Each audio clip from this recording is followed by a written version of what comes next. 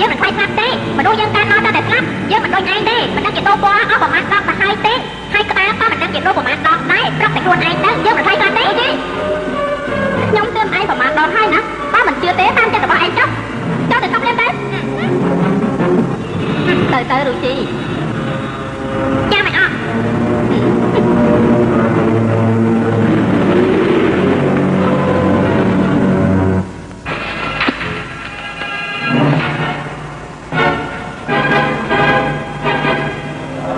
យ៉ាងម៉េច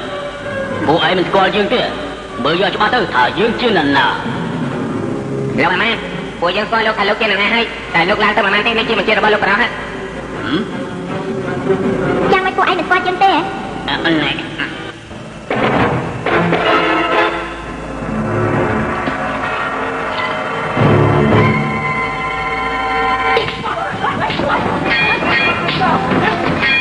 ពួកយើងចាប់ពីប្រមាថទេបាទលោក